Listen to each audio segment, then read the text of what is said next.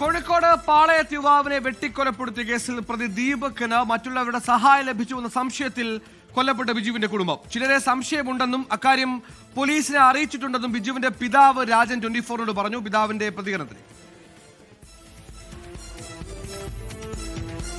വർഷ ഗിരീഷ് കോഴിക്കോട് ചേർന്നു. വർഷ, ഈ കഴിഞ്ഞ ദിവസമാണ് വീടിന് സമീപത്ത് ഇത്തരത്തിൽ കൊല്ലപ്പെട്ടതിൽ ഇയാളെ കണ്ടെത്തുന്നത്. പിന്നീട് ലഹരി മാഫിയ എന്ന ആരോപണം ആദ്യം കുടുംബം ഉന്നയിച്ചു. പക്ഷേ പോലീസ് അന്വേഷണത്തിൽ ബന്ധുവായ ഒരു പ്രതി പിടിയിലായിട്ടുണ്ട്.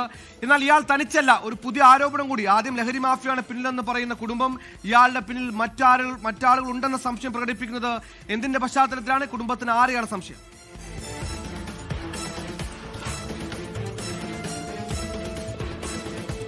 തുടക്കം മുതൽ തന്നെ ഈ കേസുമായി ബന്ധപ്പെട്ട് കുടുംബം പറയുന്ന കാര്യം ലഹരി സംഘമാണ് ഇതിന് പിന്നിൽ എന്നുള്ളതായിരുന്നു. എന്നാൽ പിന്നീടാണ് അതല്ല ഈ മരിച്ച, അതായത് കൊല്ലപ്പെട്ട ബിജുവിന്റെ ബന്ധുവായിട്ടുള്ള 21-കാരൻ ദീപക്കാണ് കേസിലെ പ്രതിയെന്ന് പോലീസ് കണ്ടെത്തുന്നത്. ഈ ദീപക് തന്നെയാണ് പ്രതി എന്നുള്ള സംശയം കുടുംബത്തിനും പിന്നീട് വരികയായിരുന്നു. കാരണം ഈ ആളുമായി ബിജുവിന് മുമ്പ് പ്രശ്നങ്ങൾ ഉണ്ടായിരുന്നു. അതായത് ഈ പറയുന്ന പ്രതിയായിട്ടുള്ള ദീപക് മുൻപ് പല പ്രശ്നങ്ങളിലും ചെന്ന് ചാടുമ്പോൾ ലഹരി ഉപയോഗിച്ചിരുന്നുവെന്നും ആ സമയം പല പ്രശ്നങ്ങളുമായി ബന്ധപ്പെട്ട് മധ്യസ്ഥം വഹിക്കാൻ പോയിരുന്നത് ബിജു ആയിരുന്നുവെന്നും അത് ദീപകിന് താല്പര്യമില്ലാത്ത കാര്യമായിരുന്നു എന്നുമുള്ളതാണ് ഇപ്പോൾ കൊല്ലപ്പെട്ട ബിജുവിന്റെ പിതാവായിട്ടുള്ള രാജൻ പറയുന്നത്. ഇതുമായി ബന്ധപ്പെട്ട് ദീപകിന് വലിയ വിരോധം ഈ ബിജുവിനോട് ഉണ്ടായിരുന്നു. തുടർന്ന് പലതവണ ഇത് പ്രകടിപ്പിക്കുകയും ചെയ്തു. അതോടൊപ്പം തന്നെ ഈ ബിജു കൊല്ലപ്പെടുന്നതിന് ദിവസങ്ങൾ മുമ്പ് തന്നെ ദീപക് വീടിനോട് ചേർന്ന് പല സമയത്തും ദീപകിനെ കണ്ടിരുന്നു എന്നുള്ള കാര്യം കൂടെ ഈ പിതാവ് പറയുന്നുണ്ട്. അതുകൊണ്ട് തന്നെ അവർക്ക് സംശയം ഉണ്ടായിരുന്നു എന്നുള്ള കാര്യം വ്യക്തമാണ്. എന്നാൽ ദീപകിന് മാത്രമല്ല, ഇതിൽ മറ്റു ചിലർ കൂടെ ഉണ്ട് എന്നുള്ള കാര്യമാണ് പിതാവ് പറയുന്നത്. അക്കാര്യം ആരെന്നുള്ള കാര്യത്തിൽ വ്യക്തമായി പറയുന്നില്ല. അപ്പോഴും ഇക്കാര്യം പോലീസിനെ അറിയിച്ചിട്ടുണ്ടെന്നുള്ള കാര്യം പിതാവ് പറയുന്നുണ്ട്. കൂടുതൽ പേരിലേക്ക് അന്വേഷണം പോകുമോ എന്ന് ഇനി പോലീസിന്റെ കൂടുതൽ ചോദ്യം ചെയ്യലിൽ മാത്രം വ്യക്തമാകൂ. നിലവിലിപ്പോൾ പ്രതി പോലീസ് കസ്റ്റഡിയിലാണുള്ളത്. എന്നാൽ ഈ പ്രതിയുടെ ചോദ്യം ചെയ്യലിൽ നിന്നും പോലീസ് കണ്ടെത്തിയിരുന്നത് കത്തി, അതായത് കൃത്യം നടത്താൻ ഉപയോഗിച്ചിരുന്ന കത്തി ബിജുവിന്റെ വീടിനോട് ചേർന്നിട്ടുള്ള കിണറ്റിൽ ഉണ്ട് എന്നുള്ള കാര്യമായിരുന്നു. തുടർന്നാണ് പോലീസും അതോടൊപ്പം തന്നെ ഫയർഫോഴ്സും ചേർന്ന് കിണറിൽ പരിശോധന നടത്തിയത്. ഫയർഫോഴ്സിന്റെ സ്കൂബ ടീമാണ് കിണറ്റിലിറങ്ങി പരിശോധന നടത്തിയത്.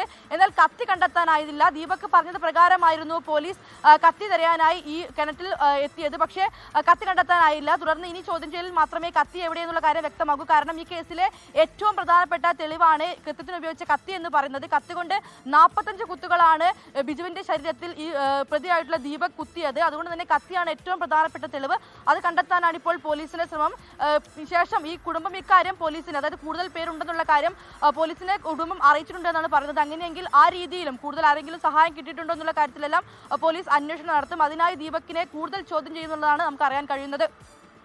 വർഷ, ഈ പറഞ്ഞതുപോലെ പല വിഷയങ്ങളിലായി മുൻവായിരേഖമുണ്ടെന്ന് പറയുന്നു. കൃത്യമായി എന്താണ് കൊലപാതകത്തിന് കാരണം? ഇത്തരത്തിൽ ഒരുപാട് പ്രശ്നങ്ങൾ ഈ ദീപക് കൊണ്ട് പെടും. ആ പെടുന്ന പ്രശ്നങ്ങളെല്ലാം ഇയാൾ രക്ഷപ്പെടുത്തുന്നതിൽ ഒരു പ്രകോപനം അപ്പുറത്തേക്ക് കൃത്യമായ എന്തെങ്കിലും ഇൻസിഡന്റ് ഇതിന്റെ പിന്നിൽ പോലീസിന് ഇപ്പോൾ കണ്ടെത്താനായിട്ടുണ്ടോ?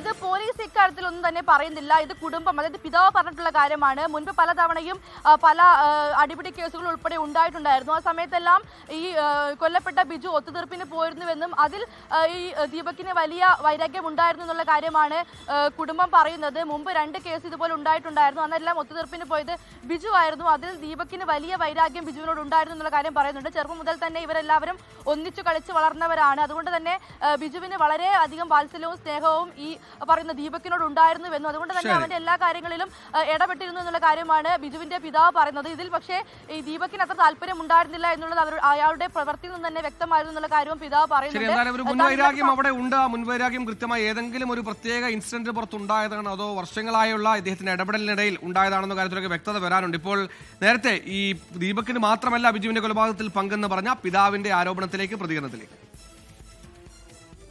ഒറ്റയ്ക്ക് ചെയ്യാൻ അവൻ ഒറ്റയ്ക്ക് ചെയ്ത് അതിൽ പിന്താങ്ങികളും 2-3 ആളുണ്ട്. അവൻ്റെ സ്നേഹിതന്മാർ ഒക്കെ അവർ ഇതിൻ്റെ ആൾക്കാരാണ്. കൂടുതൽ ഒരു 2-3 പേരെ നമുക്ക് സംശയമുണ്ട്. കൂടുതൽ ആളുകളൊന്നുമില്ല. ഇവൻ്റെ കാര്യമായുള്ള സ്നേഹിതന്മാർ 2-3 പേരുണ്ട്. അവരറിയാതെ ഈ ഒരു സംഭവം നടത്താൻ കഴിയൂല. അത്രയും പ്ലാൻ ചെയ്തിട്ടാണ് നടത്തിയത്.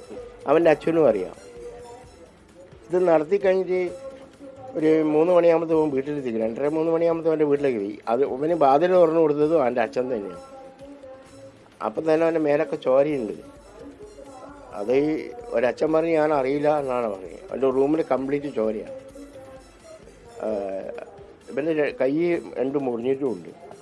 അത് ഈ കുളിപ്പിക്കുന്ന സമയത്ത് വരുമ്പോൾ ബോഡി കുളിപ്പിക്കുന്ന സമയത്ത് വരുമ്പോൾ ഇത് ഒട്ടിച്ചിട്ടാണ് വന്നത്.